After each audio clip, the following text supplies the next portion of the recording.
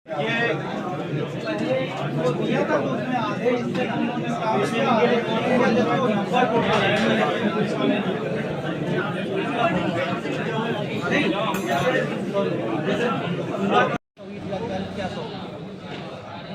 लोगों ने 2 ज्ञापन दिए हैं।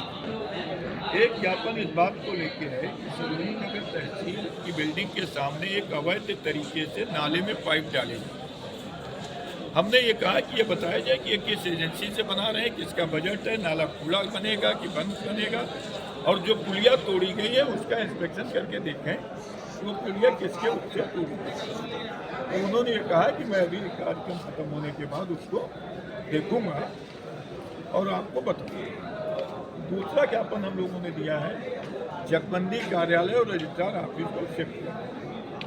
तो उसमें उन्होंने एसडीएम को कहा है कि आप चकबंदी कार्यालय यहाँ शिफ्ट कराइए, उनको जगह दीजिए, और रजिस्ट्रार कार्यालय के लिए उनको बताया गया कि नरपुर में जगह है।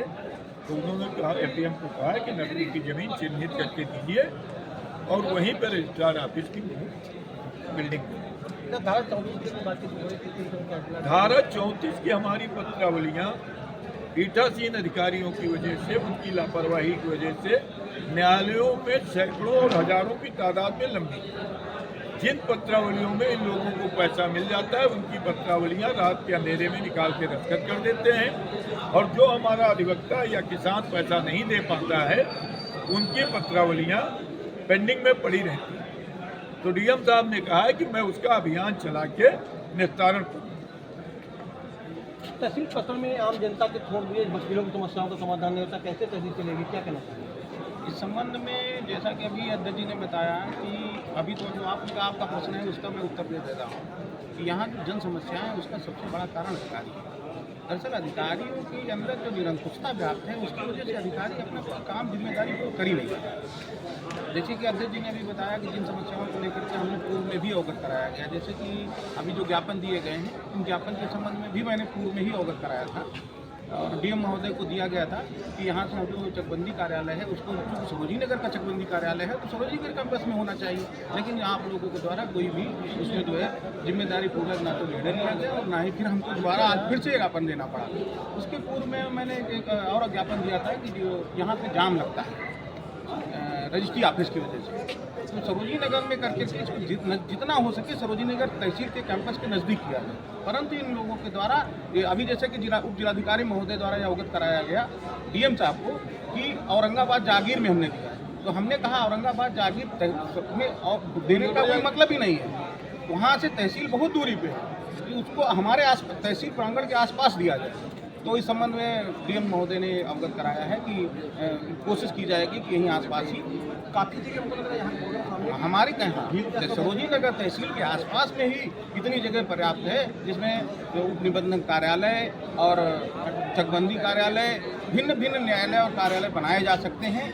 जैसे कि जिलाधिकारी न्यायिक का कार्यालय भी हमारे यहाँ नहीं है, जो कि सरोजनी नगर में होना चाहिए था, वो भी हमारे यहाँ नहीं है। उस विज्ञापन हम लोगों को पूर्व में दिया गया था, उस पर भी आज तक संज्ञान नहीं है। अच्छा, एक आखिरी सवाल, जिलाधिकारी तो जनता को उठाते हैं ना, अधिवक्ता उठाते हैं, ये आपका बहुत अच्छा प्रश्न है। ये उप जिलाधिकारी ही नहीं, समस्त जितने तहसील कर्मचारी और अधिकारी हैं, यहाँ तक कि लेखपाल, जब हमारा पीठासीन अधिकारी ही नहीं उसको फ़ोन उठाएगा तो अन्य लेखपाल हैं जो भी दूसरे लोग हैं वो कोई फ़ोन नहीं उठाते हैं, किसी का फ़ोन।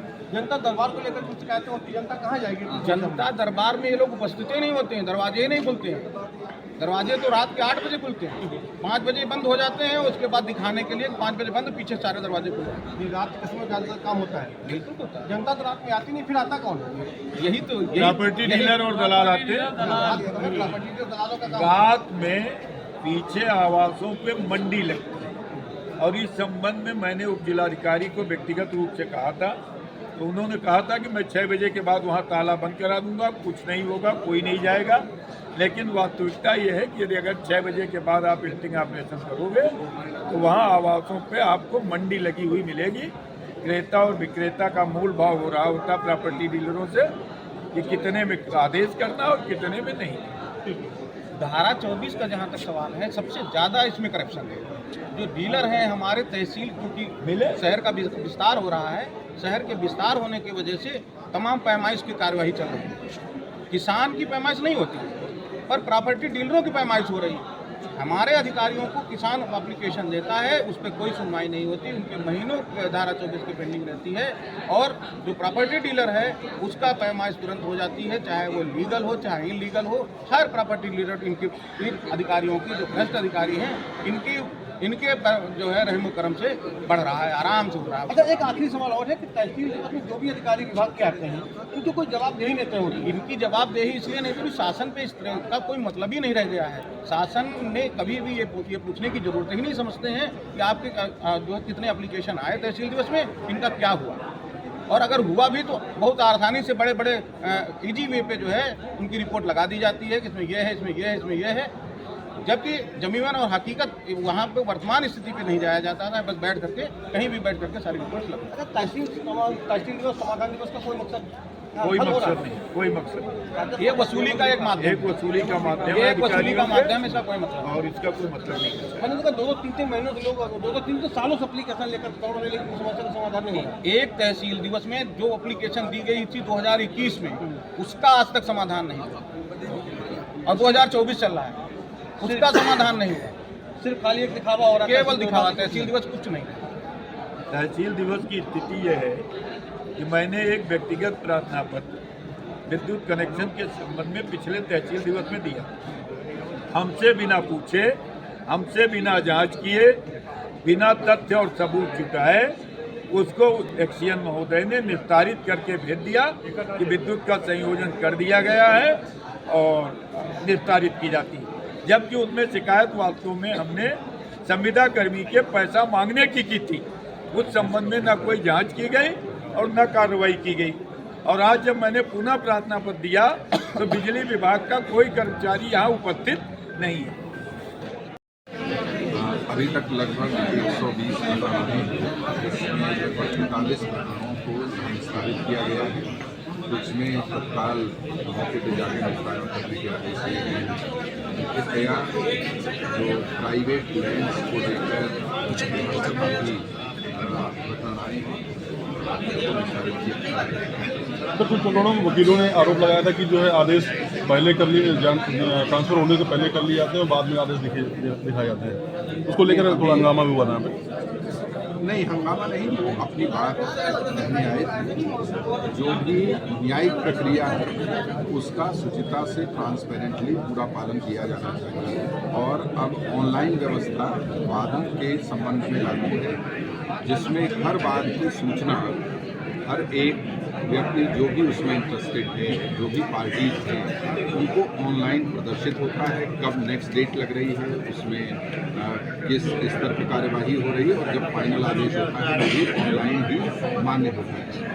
ऑनलाइन आदेश के अलावा कोई भी आदेश मान्य नहीं होता है, और वो जैसे ही होता है वो तुरंत अवेलेबल हो जाता है। तो कोई पुराना आदेश किसी फाइल का है जिसमें कि उनके द्वारा कुछ कंप्लेंट की गई, सर, जिस तरह सरकारी जमीन में बदलाव हो रहे हैं, रजिस्ट्रियाँ हो रही हैं, उन पर क्या कार्रवाई की जा रही है? इसमें एक प्रकरण ऐसा आया है जिस पर उन्होंने आदेश दिए कि पास में 2018 के आसपास कुछ रजिस्ट्री ऐसी हुई है जिसमें कुछ सरकारी भूमि शामिल थी, उसकी शिकायत आदेश प्राप्त हुई है। उस पर सर, किसानों को सूचना नहीं दी जाती है, बिना सूचना दिए खेत नापे जा रहे हैं सर। डाटा किसी दूसरे का व्यक्ति कोई दूसरा ड्राइव करके निकल जा रहा है, इस तरह से मतलब लगभग मौसी से लेकर के सुरेंद्रनगर तहसील में कई ऐसी रजिस्ट्रियाँ पाई गई हैं जिनका मुकदमा भी न्यायालय में विचारा था। नहीं, ऐसा है कि जो खतौनी वो जिस व्यक्ति के नाम है वही व्यक्ति उसकी विक्रय कर सकता है, और ये बात रजिस्ट्री के समय देखी जा रही है। ये कुछ पुराने केसेस हैं जो इस तरह के विवाद जिसे होते थे, अभी इसको पूर्ण रूप से वेरीफाई करने के बाद ही रजिस्ट्री होती है, और अभी रजिस्ट्री से पहले जो दोनों पक्षों के डिटेल्स उसमें फीड करने होते हैं और खतौनी भी फीड करनी होती है, और उसको वेरीफाई करने के बाद ही उसका सर, नगर निगम अधिकारी जो है सरकारी ज़मीन की सुरक्षा को लेकर जब शिकायत होती है तो राजस्व टीम को जानकारी नहीं होती, वो खुद माफियाओं को संरक्षण देने की कवायद करते हैं वहाँ पे मौके पे जाके, और राजस्व अधिकारी को जानकारी नहीं होती। सर इस पर क्या है?